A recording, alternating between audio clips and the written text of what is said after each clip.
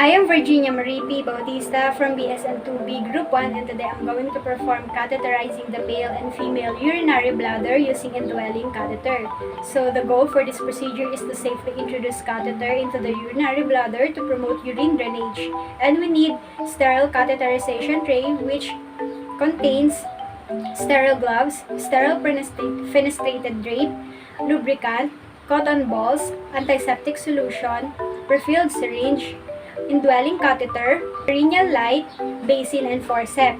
And also, we need specimen container, urine collection bag with drainage, disposable bag, and waterproof pad.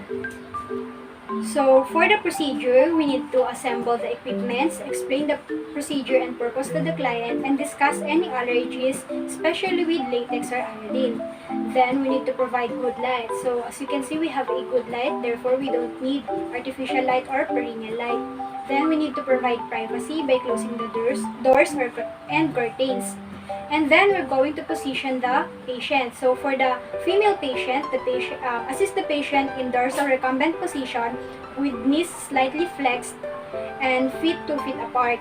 And for the male, assist the patient in supine position with legs slightly abducted. Then we need to clean the perineal and genital area. So assuming that I've already cleaned the perineal and genital area using soap and warm water and rinse it and dry, and then I'm going to perform hand hygiene again.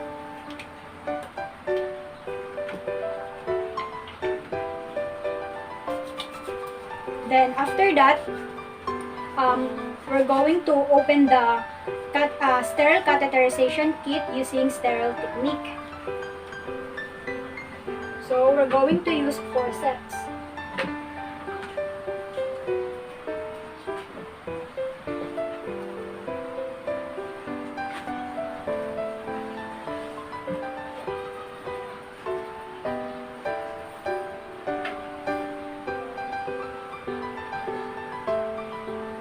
Then we're going to drape the patient. So we're going to place the fenestrated drape between the patient's thigh and the waterproof pad under the patient's thigh, so to prevent leakage.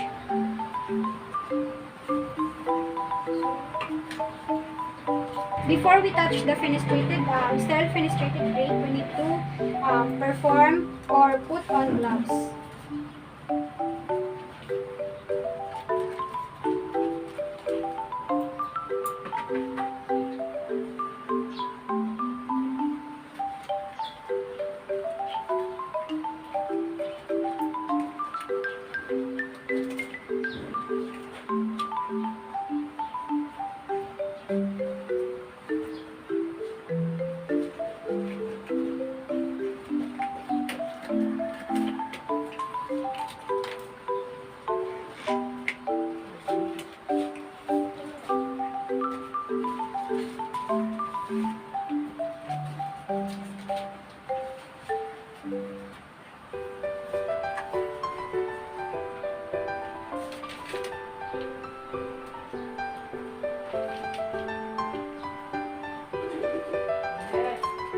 Then after that, we're going to open all supplies. So first we need, so we're going to use an indwelling catheter. So to check the indwelling catheter,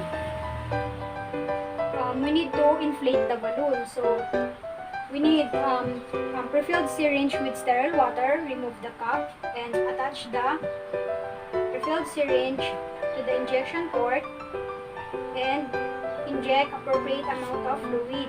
So the balloon inflates properly. Therefore, my indwelling catheter is working. Then we're going to leave the syringe attached to the injection port. So next, we're going to put antiseptic solution over the cotton balls.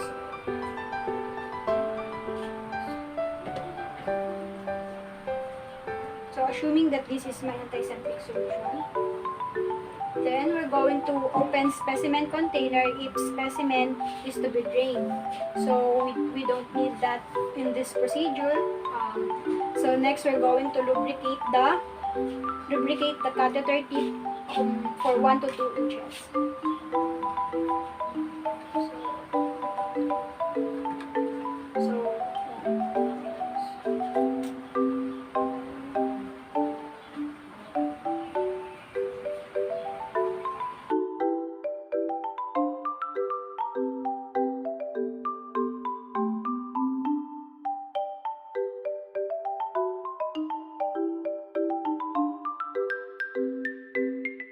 So let's proceed first for the female catheterizing. So using thumb and first finger of your non-dominant hand, separate the labia folds and identify the meatus. So this is my non-dominant hand. So this is the meatus. Then after that, be prepared to maintain the separation of the labia until the urine is flowing well and continuously. Then we're going to clean both labia folds using cotton balls held with forceps.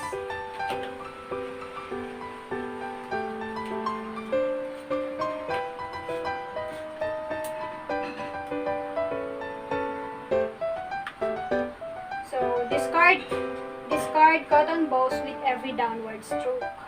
So from this area downward, then this is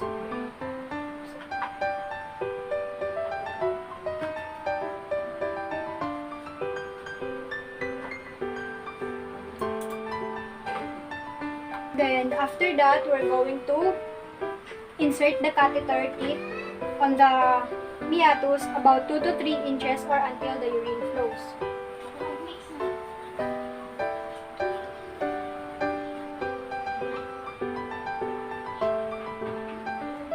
Ask the patient to dip briefly, and if resistance is met, rotate the catheter gently. For an indwelling catheter, advance 1 to 3 inches if the urine is draining. So as you can see, ma'am, the urine is draining. So for the male patient, so we're going to lift the penis using non-dominant hand. Then we're going, which is considered contaminated. Then retract the foreskin of the uncircumcised patient.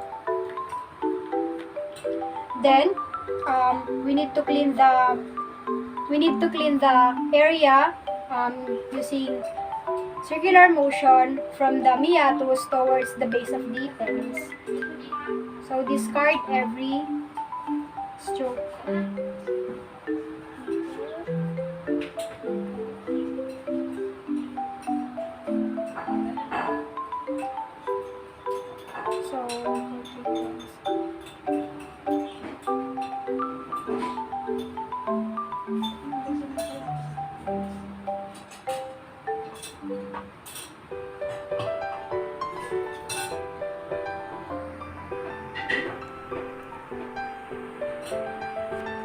Then we're going to insert 10 ml of lubricant into the meatus. So using syringe refilled with lubricant.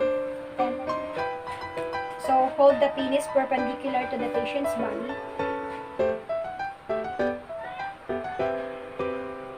Then instill appropriate amount of lubricant.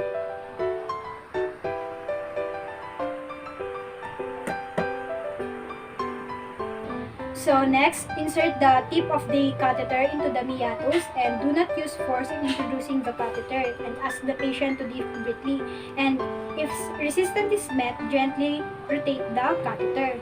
So insert about 6 to 8 inches of catheter into the meatus.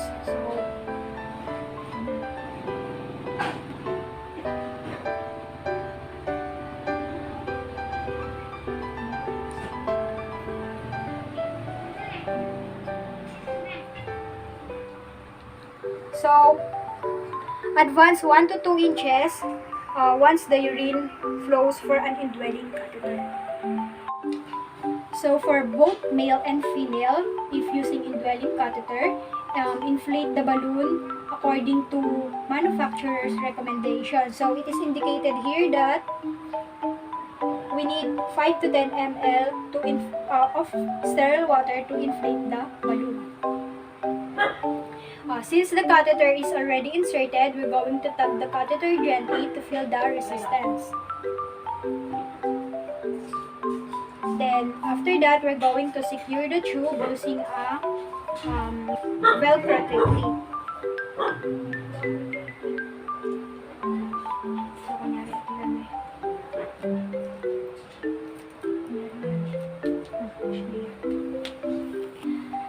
Then we need to check that the drainage is not kinked and that the movement of the side rails does not interfere with catheter or drainage path. Hang the catheter below the bed of the bed. So it should be like this. Then remove the equipment and make patient comfortable in bed, clean and dry perineal area, and care equipment according to the agency policy, and perform hand hygiene.